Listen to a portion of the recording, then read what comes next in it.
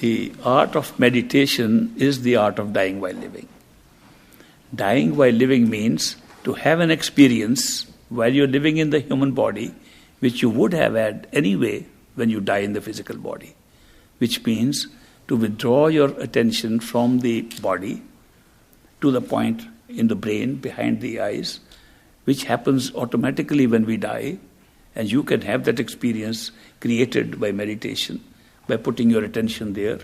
Gradually, stage by stage, you find that the attention is withdrawn first from the world and its activities, then from your body, and then you open up another door, the 10th door, which happens when you die. It also happens when you meditate successfully to that point.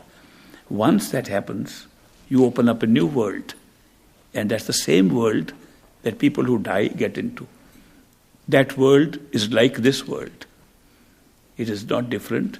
We have people there. People who died are also there. People who are living, they have their counterparts sitting there.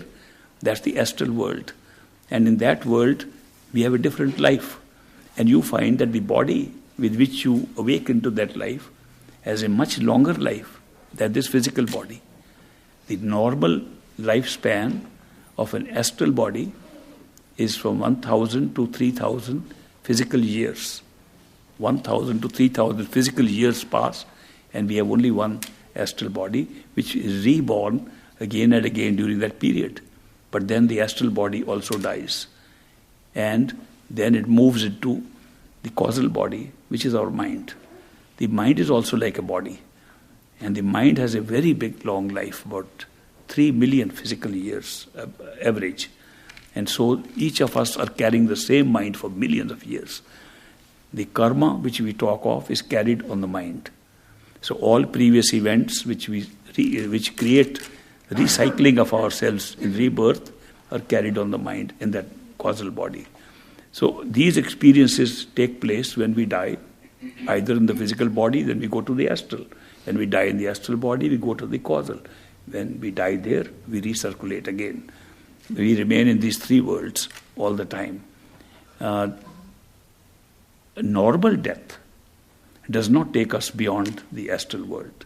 Sometimes it takes us to the lower part of the astral world, which has two parts.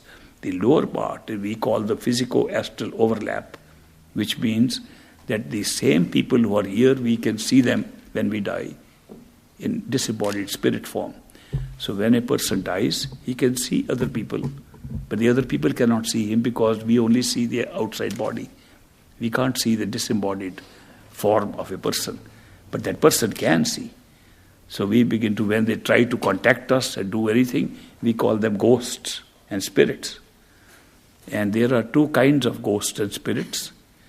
We call them bhoot and pret in Hindi. In Punjabi, you know bhoot and pret.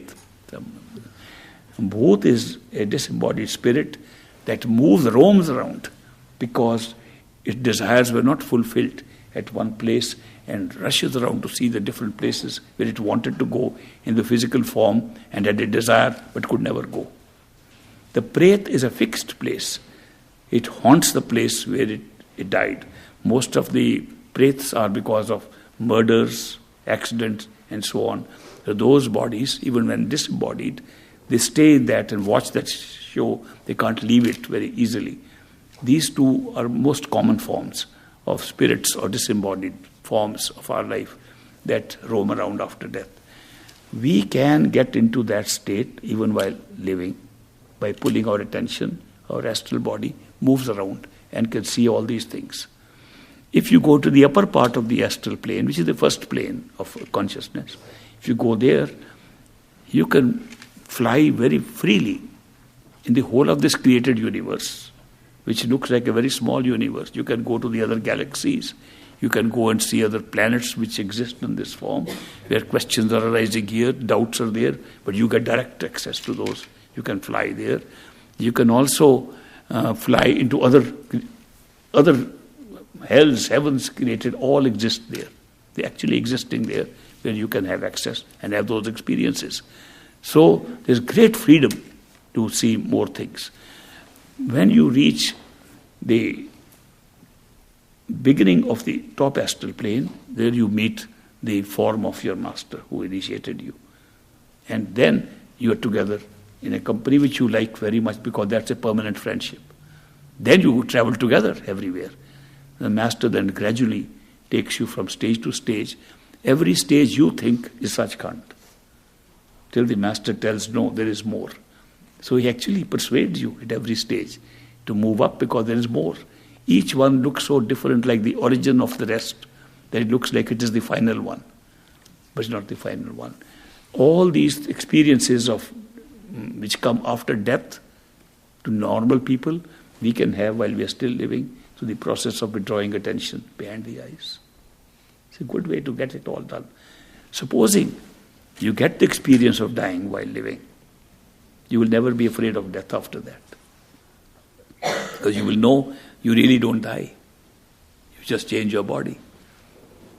And you change your body into a lighter, better body.